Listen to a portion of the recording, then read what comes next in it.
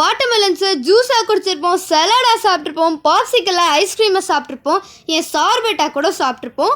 So இந்த மாதிரியான watermelons பற்றி தெரிஞ்சுக்க நம்ம சேனலில் கண்டினியூஸாக ஃபாலோ பண்ணுங்கள். இன்றைக்கி நம்மளோட சேனலில் வாட்டர்மெலனோட ஃபுல் டீட்டெயில்ஸ் தான் பார்க்க போகிறோம்.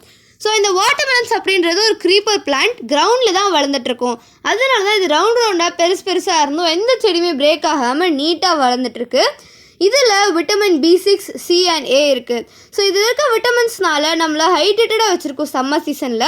அண்ட் இது ஸ்கின்னுக்கு ரொம்பவே நல்லது. நம்மளோட ஸ்கின்னை மாய்ஸ்சராக வச்சுருக்கோம், டெக்ஸ்சர் இருக்கும் நம்ம ஸ்கின்னுக்கு, அண்ட் ரொம்பவே சாஃப்டாக இருக்கும். இது வாட்டர்மெலனை ரெகுலராக சாப்பிட்டிங்கன்னா வெயிட் லாஸ்க்கு ரொம்பவே ஹெல்ப் பண்ணும். இந்த மாதிரியான வாட்டர்மெலன்ஸை பற்றி நீ இன்னுமே நிறையா படிச்சிருப்பீங்க, அதாவது பல கலர்ஸில் இருக்கும்னு சொல்லிட்டு. ஸோ அந்த மாதிரியான கலர்ஸ் பற்றி நம்ம வாட்டர்மெலன் பார்ட் 2 அப்படின்ற வீடியோவில் பார்க்கலாம். ஸோ இந்த வீடியோவில் பார்த்தீங்கன்னா இந்த நைஃப் கட்டிங் ஸ்கில்ஸ் எல்லாமே நீங்கள் பார்த்துருப்பீங்க. வாட்டர்மெலன்ஸ் வச்சு சின்ன சின்ன அனிமல்ஸ் பண்ணியிருப்பாங்க, இல்லை விதவிதமான ஷேப்ஸ் பண்ணியிருப்பாங்க. எல்லாமே ரொம்ப க்யூட்டாக இருக்கும். ஸோ பாருங்கள், இந்த மாதிரிலாம் டிஃப்ரெண்ட்டாக கட் பண்ணியிருக்காங்க. இது யூஸ்ஃபுல்லாக ரொம்பவே ஷார்ப்பான நைஃப்பில் தான் கட் பண்ண முடியும். அண்ட் வாட்டர்மெலன்ஸில் ஹெல்த்தியான வாட்டர்மெலன் எப்படி வாங்கலான்னா, இந்த ஒவ்வொரு வாட்டர்மெலன்லேயும் ஒரு எல்லோ ஸ்பாட் இருக்கணும்.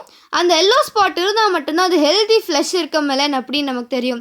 ஸோ கண்டிப்பாக நீங்கள் அடுத்த அளவு வாட்டர்மெலன்ஸ் உங்கள் ஃபேமிலிக்காக வாங்கும் போது அந்த எல்லோ ஸ்பாட் இருக்குது அப்படின்றத என்ஷூர் பண்ணிக்கோங்க. நெக்ஸ்ட்டு நம்ம வாட்டர்மெலன்ஸோட ஷேப்ஸ் எல்லாமே பார்க்க போகிறோம்.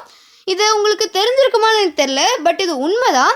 வாட்டர்மெலனை ஸ்கொயர் ஷேப், ட்ரையாங்கிள், பிரமிட், வாரட்டின் சேக்கா, ஹார்டின் அப்படின்னு சொல்லிட்டு விதவிதமான ஷேப் எல்லாமே உருவாக்கியிருக்காங்க.